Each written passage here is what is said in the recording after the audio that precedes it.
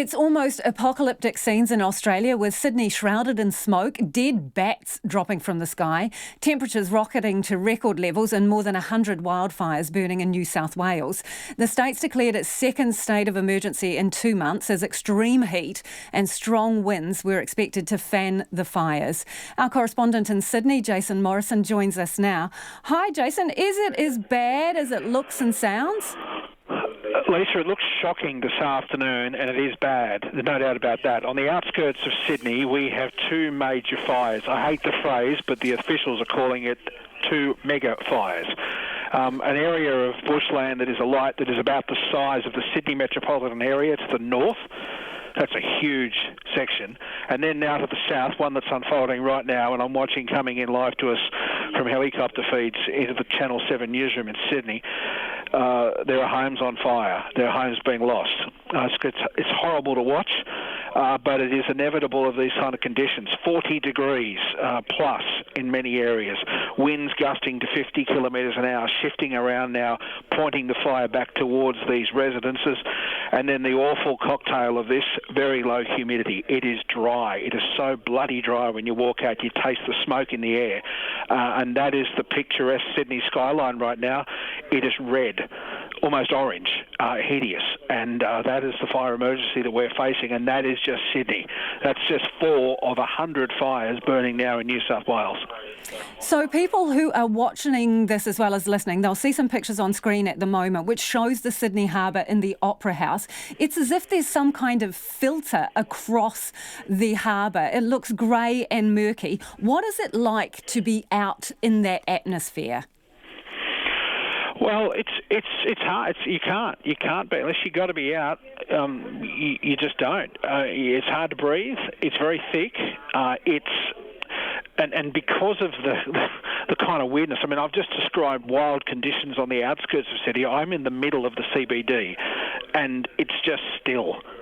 So we've got this weird thing going on where 50 kilometres south of the heart of the city, from the Opera House and the Harbour Bridge, it's crazy, and it's still here, and the smoke is just settling in, and it's lingering.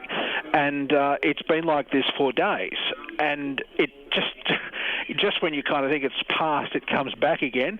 And we're wearing this smoke, funnily enough, not from the fires causing problems now, because that smoke's being blown further away. We're getting it from fires hundreds of kilometres away.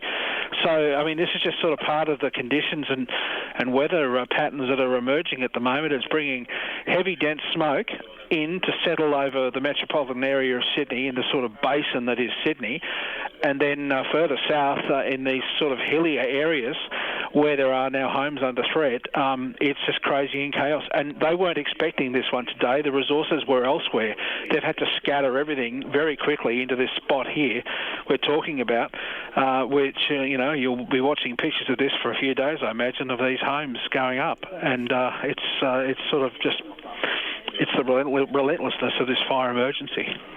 Well, you're saying that they weren't expecting this in these particular locations. With that fire service so under the pump, what have they told people about whether they can rely on giving emergency services a call if the fire starts heading their way?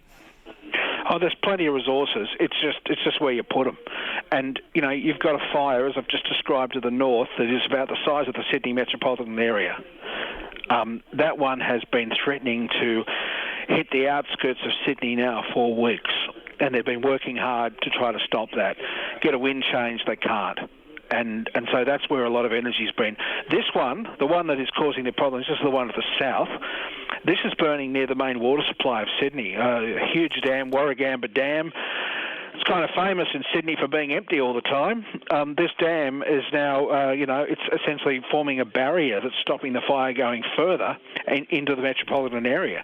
So in many respects, the big empty dam is doing its job as a fire break this afternoon, and they are fighting it right down on the edges of that dam to try to stop it getting any further on. It's just, and I'm telling you the story. I mean, here it is, in Sydney, it's 3:30 in the afternoon.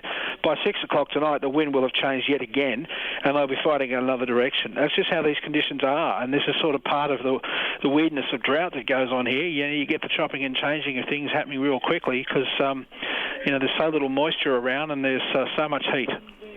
Is this the new normal? If you're experiencing this in December, it's this bad in December, what about January? Well, we get these sort of things. We get them about every 10 years. So, I mean, I'm old enough to have, lived through sort of three of these. So, I mean, I really despise this sort of ability that people have to sort of say, righto, here's the proof that, the weather changes and patterns are happening, because I just think it's so cheap to do it right now. We get things like this. They burn in different parts of the city. I mean, you live in a city like Sydney, just about everyone lives close to or backs onto bush by choice. It's the beauty of the place. And you can be lucky. And, when I was a little kid, I lived in a home that backed right onto bush, and we thought it was absolute paradise to be in. And then we watched our neighbours' homes get burnt down. And that was 40 years ago, and it hasn't happened since. If you've lived long enough, you remember it used to happen. And it does happen, and this is just our latest wave of it. There was a remarkable story about a man and his Datsun and a pork roast, which really illustrated the situation. Can you talk to us about that? You got me. I can't, and I just don't. I don't know it. I mean, this is this guy that's perfectly. I'm sitting here looking at the bigger picture. I haven't really focused on the little ones just yet, so I'm sorry I can't help you on that one. No, it was remarkable. He put a raw pork roast into his car just to illustrate the heat of the fire and the temperature, so it cooked inside the vehicle. Hey, on a more serious note, Scott Morrison, how's it being viewed, him skipping out on holiday during all of this? Oh, look, it's not a great look. I mean, there's not much you could do here anyway. And I don't know about you, but I tend to find politicians get in the way of things when there's emergencies going on, as opposed to actually be any good. They've declared a state of emergency in New South Wales, and the state of emergency hands, almost executive authority powers to emergency chiefs. That's good enough for me. I don't really need pollies walking around in their casual clothes looking like they're part of the action. That said, I think it's a rotten look that the Prime Minister of Australia tours and offshore. That's the bit that really pees me off, is that the Australian Prime Minister is having a holiday off Australian shores. We've got half the bloody nation in drought at the moment, townships that can barely stay afloat, and we're encouraging everyone to sort of tour and travel at home, and he's apparently gone to Hawaii, and I think that's a bad look. But I'm not dirty on him for having a holiday. I mean, I'd frankly rather they all stay away when things like this are going on. They just get in the way. But I'm more dirty about the fact that he thought it was a good idea to go and spend his money in another country when we need his money spent here. Appreciate you joining us this afternoon. That is our correspondent in Sydney, Jason Morrison.